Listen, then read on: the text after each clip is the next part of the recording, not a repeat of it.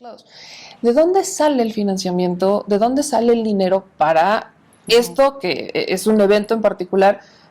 Creo que fueron muchas organizaciones, no, creo que fueron 3. Más. De Sí, hecho, más como que promovieron la revocación de mandato. Sí, no tengo ahorita el dato exacto. No recuerdo tampoco el número. Pero eran como 3,000. O sea, que se inscribieron para promover la revocación. Pero yo veía las mesas de que siga la democracia, o sea, eran las que se veían. ¿Cómo sale ese financiamiento? Mira, yo les quiero platicar, porque esto es algo muy importante lo que estás preguntando. Cuando nosotros nos constituimos en el 2021, pues hicimos un grupo de aproximadamente 40 personas, que fuimos los que empezamos, y después es como una red, ¿no? Hagamos de cuenta, se hizo como una red, donde cada uno de ellos empezó a invitar a más, y así fue como empezó. Yo no conocía gente en todo el país. O sea, yo conocía a mis 30, 40 amigos, uno de este estado, otro de este estado, otro de este estado, y empezamos a crecer, ¿no? Cuando firmamos el acta constitutiva, ya éramos 500 los que la firmamos. O sea, ¿y sí, se mantienen esos 500? Sí, no, ya somos más. Ahorita les voy a platicar. O sea, es que la verdad es un crecimiento exponencial demasiado grande que ni yo lo vi venir, pues, ni yo me lo imaginaba. Entonces, ya éramos 500 cuando firmamos el acta constitutiva, nos registramos ante el INE para ser promoventes y había como 3,000 o 4,000 promoventes, ¿no? Obviamente nosotros fuimos los más visibles, ¿no? Como si hubiéramos sido los únicos, pero había más. Sí. Entonces, es más, incluso creo que Frena también estuvo recolectando firmas, Frena también ¿no? Y recolectando puso firmas, espectaculares y todo, pero a ellos jamás les dijeron nada a los medios, ¿no? Solo a nosotros que apoyábamos al presidente. Ajá, que buscaban la revocación, pero en un sentido de participación, claro. ¿No? Entonces yo decía, ¿y por qué los espectaculares de Frena nadie los cuestiona? ¿Y por qué Frena hace esto y nadie lo cuestiona, no? Pero yo te lo digo porque también yo veía, o sea, era como de pasadas que siga la democracia, o sea, se vio demasiado que siga la democracia, que cuando lo comparabas con Frena no te hacía ruido, porque decías, bueno, sí, eso te hace sentido el número con la cantidad de personas. La verdad que son. es que fue una campaña, yo diría, muy exitosa, demasiado exitosa.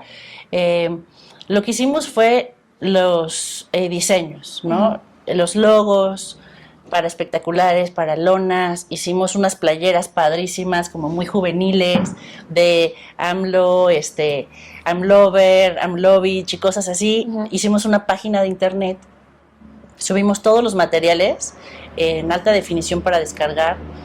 Hicimos estos de como WeTransfer, donde subíamos todo en alta y los mandábamos a los chats, a los grupos de WhatsApp. Entonces la gente usaba nuestros diseños. Sí, o sea, ellos los ya, digamos que se multiplicó. Fue muy orgánico porque la gente usaba nuestros diseños. Entonces, de repente yo iba a algún lugar y veía que sigámoslo con nuestro logo, ¿no? Con nuestra tipografía. O sea, eran nuestros diseños que la gente pues ya los descargaba y ya eran como oficiales, ¿no? La gente eran los que usaban. Sí, por eso es que se veían demasiado. Pero independientemente de eso, o sea, del orgánico que creció, espectaculares, por ejemplo, hay ¿quiénes son? ¿Cómo entra ese dinero? No, es que nosotros no pagamos eso. O sea, ¿no lo pagaron? No. O sea, la gente los ponía, la gente los puso. De hecho, incluso el INE quería, bueno, nos estuvo... Bueno, los multó el INE por el tema de las firmas. Nos estuvo busque y busque hasta por debajo de las piedras todo lo que podía, pero pues en realidad nunca pudo ver nada de eso porque nosotros no pagamos espectaculares. Creo que pusimos... No me acuerdo, máximo 10 para nosotros, que hayamos pagado con nuestros recursos, claro. Todos los demás, pues la gente, es que cualquier ciudadano puede agarrar y contratar un espectacular y ponerlo. Bueno, cualquiera, si quieres, cualquiera, o sea, sí, no son baratos, perdón, pero... Pero depende del estado, depende del lugar. También depende del estado y del lugar. Más o menos un espectacular está entre 10,000 y 20,000 pesos, ¿no? Por ejemplo, entonces, pues sí, una persona pues agarra y dice, yo amo a AMLO, yo le pongo mi espectacular, o yo pongo, ¿sabes? Entonces, pues en realidad, el INE, ¿qué hizo? Mandó oficios a todos los proveedores de espectaculares, porque ellos, como están registrados ante el INE, tienen que darle información. Entonces, mandaba oficios a los espectaculares. ¿Quién te contrató y quién te pagó? Mándame la factura, mándame el contrato. Y pues obviamente eran ciudadanos. No, nunca hubo recursos públicos, nunca hubo nada de eso, entonces el INE no pudo... O sea, nunca hubo un político de Morena o un secretario que dijera, yo voy a poner espectaculares. Para nada, y el INE le rascó. Sí, y hay una sanción, hay una multa que les ponen por el tema de las firmas. Por el tema de las firmas, sí. ¿Cómo pagaron eso? Porque tampoco fueron 2 pesos. Sí. O sea, estamos hablando de una sanción, pues, sí, bastante fuerte. De hecho, una injusticia completa, Te voy a decir por qué. O sea, se reunieron más de 9 millones de firmas, ¿no? Y ni siquiera las terminaron de contar. Exacto. O sea, bueno, toda una cosa. Se reúnen más de 9 millones de firmas. Evidentemente yo, Gabriela Jiménez, no recabé 9 millones de firmas sola. Sí, ¿no? Lo que nosotros hacíamos era poner centros de acopio en los estados para que la gente recabara las firmas de manera voluntaria y nos las fuera a entregar, para que nosotros las lleváramos al INE, porque no podía cualquier ciudadano llegar al INE con sus firmas. Solo los promoventes registrados podían entregar firmas. Entonces fuimos como un vehículo para la ciudadanía para poder participar. Así es. Entonces la gente pues recababa firmas y nos las llevaba a nuestros centros de acopio. La gente me las metía en cajas y me las mandaba por paquetería a la Ciudad de México, ¿no? Entonces a mí me llegaban aquí, justo hasta esta oficina donde estamos, aquí me llegaban las firmas de todo el país. Yo tenía amigas y amigos de Azcapotzalco aquí ayudándome a encontrarlas. Había requisitos para entregarlas. Uno, copia del INE por ambos lados. Las firmas evidentemente tenían que coincidir, ¿no? Pero nosotros no teníamos acceso a la plataforma del INE. O sea, a mí me llegaban las firmas y yo qué veía. O sea, tú no tenías manera de saber si eran... No, pues imposible. O sea, ¿tú qué corroborabas? Yo nada más corroboraba que la copia del INE dijera bien los nombres, los datos y que la firma se pareciera. Era lo más que yo podía hacer. ¿Revisabas vigencia o algo Todo, así? Sí, eso. Okay. Pero si la persona pues estaba viva o no, pues para mí era imposible saberlo. Si a mí me hubieran dado acceso a la plataforma, como los bancos, pues yo hubiera podido saber, a esta persona no tiene sus derechos político-electorales, ¿no? Por ejemplo.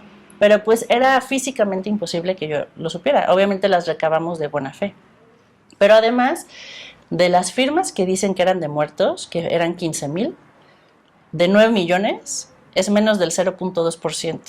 No, nada. Sí, es muy... O sea, en realidad no es algo que dijeras, juntaron firmas falsas para llegar a una meta, porque en realidad triplicamos la meta. La meta eran menos de 3 millones de firmas y entregamos 9. No teníamos que hacer trampa para llegar a la meta, ¿no? Entonces, en realidad, pues, yo no lo veo que haya sido algo con dolo y además, pues, me las pudo haber mandado quien sea. Hasta Frena, pues, me las pudo haber mandado a mi oficina adrede, no sé. ¿No? Sí, cualquier persona pudo haber... Cualquier persona pudo haber. Incluso de mala fe o... Vaya, incluso gente... no, yo que trabajé en partidos políticos no opto tanto por decir eso, pero quizás alguien que diga, pues con tal de que sume, pues te mando una de mi marido, ¿no? ¿Estás de acuerdo? Pero no lo sabes. Sí, no, es físicamente imposible. Tú más que puedes es revisar vigencia, que sea una identificación y vigente que coincidan las firmas. De ahí en fuera, si la persona estaba viva o no, pues ni que fuera registro civil. No, ¿cómo iba a saber yo eso? ¿Cómo pagan esa multa? Porque sí es una la nota. ¿Cómo le hicieron para pagarla? Pues mira, ahí sí que con mis ahorros y los de mi esposo y así. O sea, en familia. Sí. Así como ¿qué te dijo tu esposo cuando tuvo que voltear a pagar una multa? ¿Qué onda? Porque además te voy a decir, el INE jamás nos comprobó que las firmas fueran de muertos. O sea, a mí me mandaron un oficio diciendo que había firmas de muertos, que no sé qué. Yo les respondí, ok, díganme por favor qué firmas son, de qué estado son, para pues tratar yo de ver quién me las pudo haber mandado, todo. Y me respondieron que no me podían dar esa información por protección de datos personales de los muertos, ¿no? Entonces dices, bueno, pues proteges los datos personales de una persona que según está fallecida. O sea, ¿por qué no me dices qué firmas son? ¿No? Porque además las tenía que entregar foliadas. Y como yo me quedé con una copia de todo, pues con el folio yo pudiera saber, ¿no? qué firmas eran. Recuerdo estoy justamente leyendo esta nota que saca de El Sabueso, ¿no? Verificador de animal político, que te va, o sea, como que te desmiente y dice, es que no es cierto, que es falso, que el instituto nunca probó que fueran falsas. No, nunca lo probó. O sea, lo más que te dijo el instituto son falsas. Sí, son de muertos, punto. Me dijo que no me podían dar esa información por protección de datos personales. Incluso tengo ahí el oficio que lo estuve enseñando en varias conferencias de prensa y en varias reuniones, entrevistas que tuve. ¿Y qué pasó después? Que nos pusieron una multa desproporcionada, completamente desproporcionada. ¿De cuánto fue exactamente? 800,000 pesos. Imagínense. Y te voy a decir por qué desproporcionada. En el caso de Margarita, voy a poner ejemplos de candidatos ciudadanos que tuvieron que recolectar firmas para candidaturas. Margarita Zavala, cuando quiso ser candidata independiente, tuvo que reunir firmas no me acuerdo, 800,000, 900,000. Casi el millón. Ajá. Pues de esas, más de 300,000 eran falsas. ¿Ok? Más de 300,000. Yo entregué 15,000 firmas falsas contra 300,000 de Margarita Zavala. A ella le pusieron una multa de menos de 200,000 pesos. O sea, me estás diciendo que hay o que hubo Una desproporcionalidad. una desproporción. Claro, porque si tú ves, si tú divides 200,000 Claro, la proporción es... entre 300,000 firmas falsas, ¿cuánto costaba cada firma falsa? Y si a mí por 15,000 me cobran casi 1,000,000 de pesos, pues ¿cuánto me están cobrando cada firma? ¿No? Entonces, evidentemente desde ahí se nota que la autoridad pues no tenía un piso parejo para, una vara, ¿no? Para medir parejo. Sí, o sea, no... se supone que deben de tener como una tarifa estándar, ¿no? Es correcto. Y no se vio. No, para nada. En el caso de Rius Peter igual, de hecho yo lo puse como ejemplo.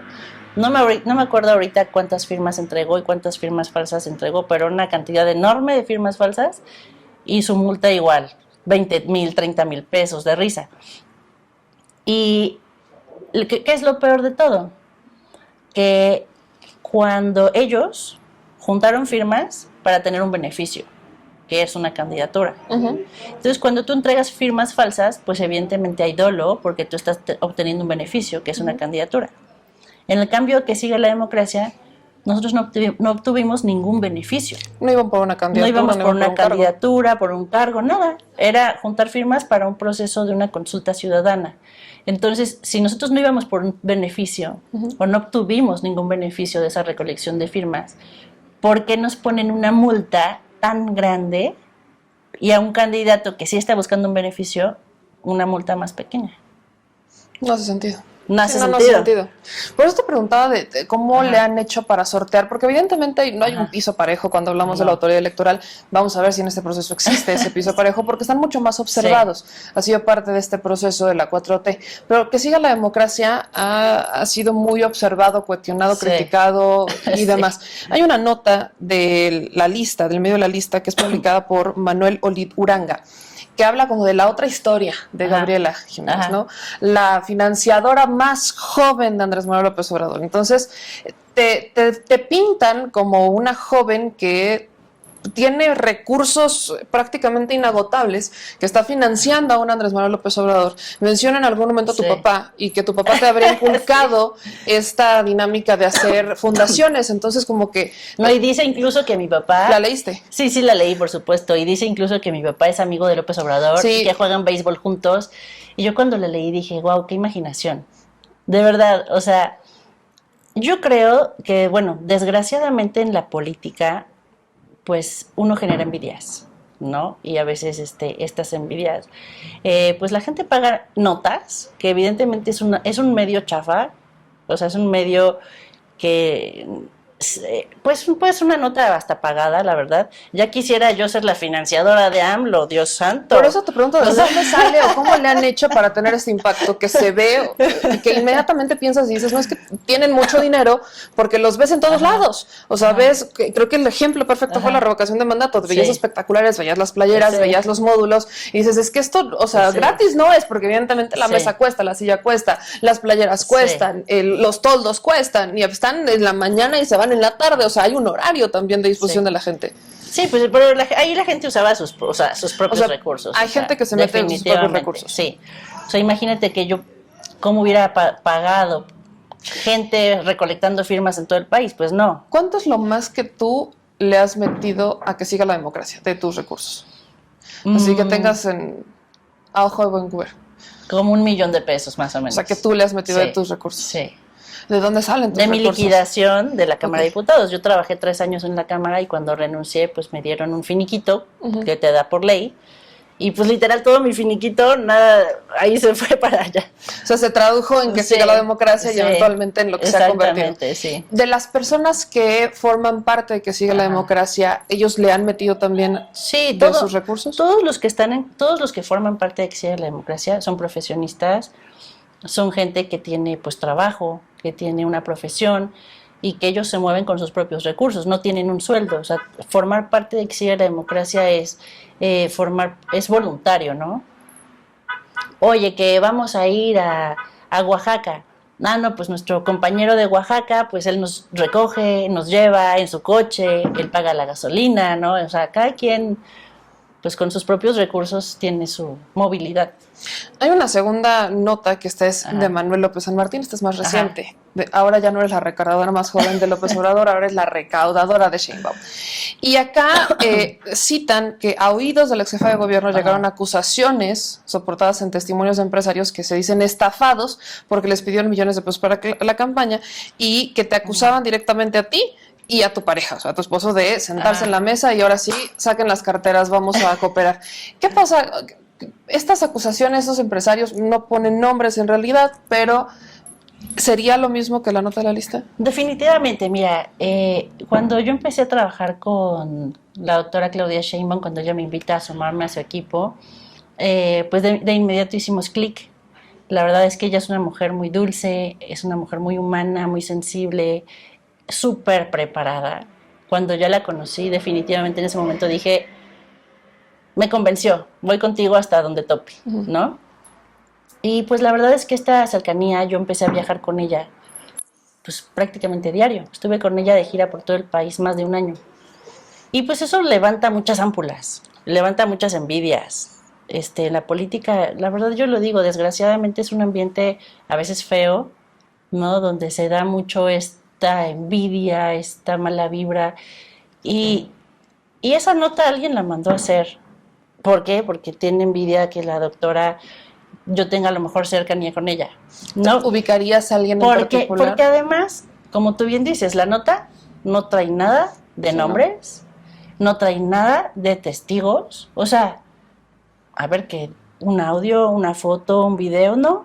Es un chismógrafo nada más. La nota narra, ¿no? Aparte lo pone de el modus operandi, ocurriría fuera de la Ciudad de México con empresarios del interior del país, pedían dinero que no estaba llegado a la campaña. Exacto. Ni se reportaba al equipo de la doctora y que por eso cuando le dicen, supuestamente hay incluso una reacción de Claudia Sheinbaum sorprendida porque según las estimaciones hablamos de más de 100 millones de pesos. Imagínate, no, pues ya mejor me hubiera retirado, ya para qué ando yo acá. 100 millones de pesos. O sea, no, hombre. Y aquí, y te vuelven a mencionar, Jiménez, que fue cercana a Felipe Calderón, ex candidata de la alianza de Ricardo Anaya. O sea, volvemos con él. Sí hay una cercanía o no con Calderón. Algo, o sea, súper falso. Okay. O sea, súper falso, que yo lo veo de súper mala fe el que alguien haya querido pues sacar eso, pero además sin ningún tipo de prueba, ¿no? Que eso es lo peor. Ahorita es tan fácil con las redes sociales sacar información falsa y agarrar y querer desprestigiar a alguien, pero pues a ver, si tú eres un periodista serio, pues haz tu trabajo. Verifica fuentes. Verifica fuentes, no nada más publiques. Yo también pudiera llegar y decirte, oye, meme, fíjate que tal persona es un violador y un acosador, y por esto. Pues sí, pero hay que verificar, ¿no?